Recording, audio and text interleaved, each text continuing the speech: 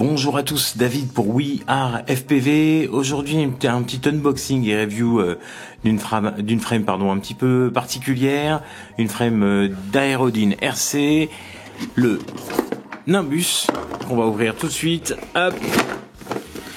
Voilà, et vous allez voir, si vous connaissez pas le principe, c'est plutôt très chouette. On va revenir sur le reste de la boîte après. C'est plutôt très chouette. C'est une espèce de petite boule en carbone, une frame monocoque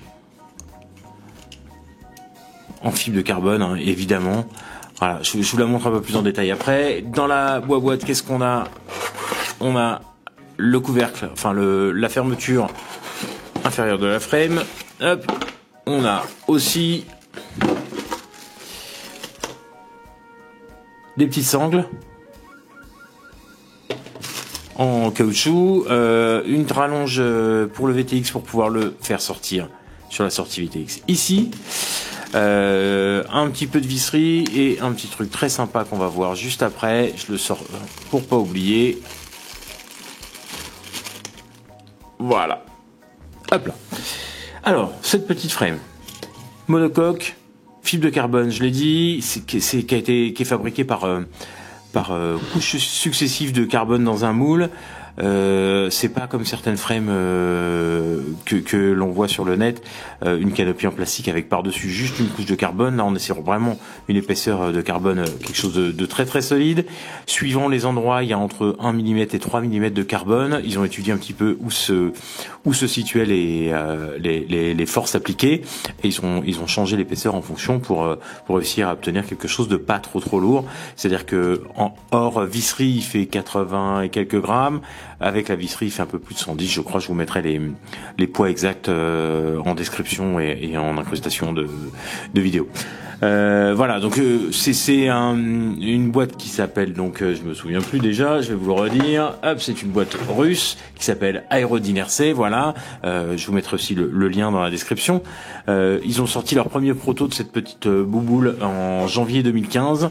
Ils ont fait des tests avec des pilotes et développé tout ça, essayé d'améliorer tout ça sur toute l'année 2016. Et fin 2016, ils ont fait un financement participatif pour pouvoir financer entièrement leur projet.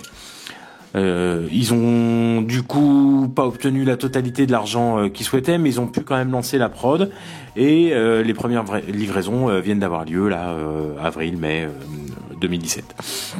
Cette frame-là, c'est la frame de Motard Geek. Il a acheté ça durant le financement participatif. Il a tout de suite craqué sur le côté très durable de la frame et qui protège vraiment bien l'électronique. On va y revenir après, mais voilà, tout est à l'intérieur, y compris la lipo. Du coup, c'est quand même, ça protège très bien l'ensemble. Donc, on a dit que c'était un châssis monocoque. C'est un 195, donc la distance moteur à moteur est de 195. Ça prend des hélices 5 pouces. D'ailleurs, ils ont fait des petits renfoncements. Ici, au départ, le premier proto, c'était une boule, hein, tout simplement. Je trouvais la boule légèrement plus esthétique, mais bon, c'est pas non plus flagrant.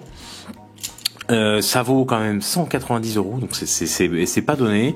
Par contre, si du coup on n'a plus d'électronique à changer après, pourquoi pas, ça peut vraiment valoir le coup si on casse plus rien derrière. La caméra vient là dans un petit support dédié depuis l'intérieur. Elle vient ici.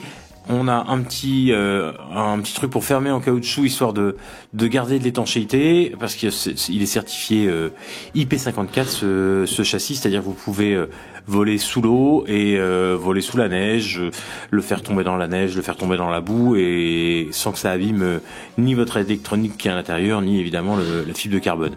Donc la petite caméra vient là dans le support dédié. Comme je vous l'ai dit, elle peut être inclinable à 30, à 45 ou à 55 degrés, avec le petit support dédié qu'on voit pas bien ici, mais en fait il y a deux plaques. Non, je peux pas vous la montrer, c'est un peu compliqué. Je vais vous mettre des plans de coupe en incrustation. Voilà, vous avez à l'intérieur deux plaques, et la caméra vient se visser sur les deux côtés. Voilà, on a, comme je vous l'ai dit ici, la sortie pour le VTX, donc votre antenne va arriver par là, et un truc qui est très sympa, qui est deux vis ici, et on a un support pour les GoPro Session ou les Runcam 3, si tant est qu'elles continuent à être vendues.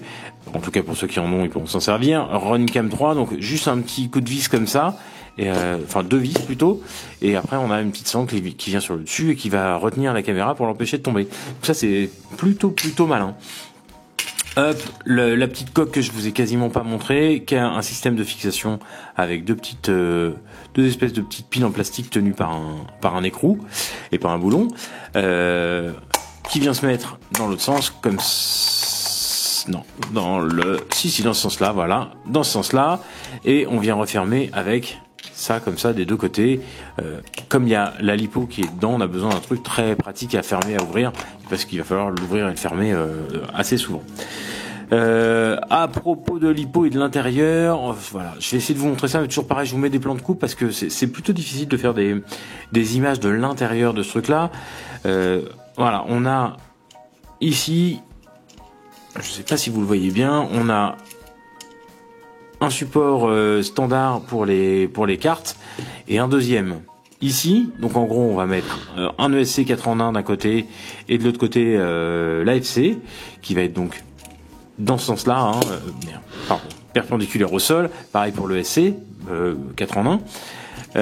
Et la batterie va venir se mettre ici au milieu, ce qui semble un petit peu dangereux, parce que la batterie, si elle, voilà, en cas de crash, elle peut bouger un petit peu et venir taper les composants. Ça, on verra l'utilisation. Motargeek vous fera un petit retour là-dessus pour vous dire si ça protège vraiment bien l'électronique, si ça vole bien et tout ça. Enfin, il vous fera un retour là-dessus, c'est certain. Voilà, je vous ai pas montré. Ici, on a les supports pour les moteurs, évidemment, avec un petit trou ici, donc on met son câble moteur, on le fait rentrer là pour aller à l'intérieur et le faire ressortir ici pour le mettre sur ces ESC 4 en 1. Il va probablement falloir rallonger un petit peu les câbles moteurs avant de faire ça. Le petit trou qui est ici, les arêtes semblent un peu saillantes. En plus c'est à l'extérieur, donc j'ai un peu peur que voilà, en cas de choc, ça vienne découper les câbles. À mon avis, un petit coup de lime là-dessus, ce serait pas du luxe, histoire d'éviter d'abîmer pour rien. C'est câble moteur, voilà, vraiment c'est la partie finition que je trouve le moins bien, ça. C'est vraiment, il y a vraiment un angle saillant, quoi. Donc faut vraiment limer tout ça. Voilà, le montage risque d'être quand même plutôt complexe. Alors il y a, en dévissant des vis qu'il y a là, on peut sortir tout l'intérieur et du coup ça aide un petit peu pour le montage, clairement, mais ça reste quand même assez serré là-dedans. Et puis il faut encore la place pour la lipo à l'intérieur, et c'est les lipos qu'ils conseillent, c'est 1300 à 1550, taille 76 mm maximum.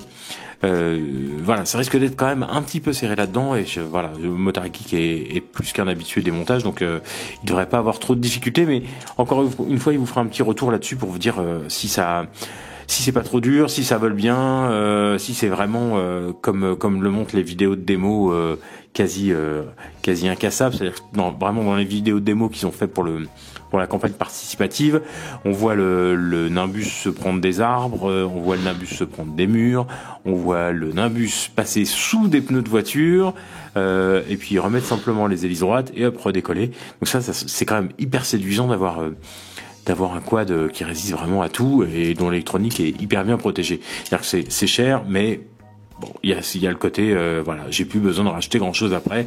Peut-être des moteurs parce que c'est les seules choses qui sont exposées, avec évidemment les hélices, mais ça, on peut pas y faire grand chose. De toute façon, les hélices c'est du consommable.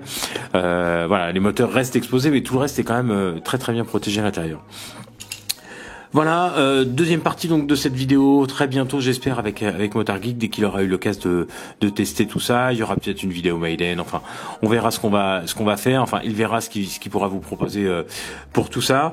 En tout cas, c'était pour nous un plaisir de tester de faire une petite review de cette petite frame qui est quand même assez particulière.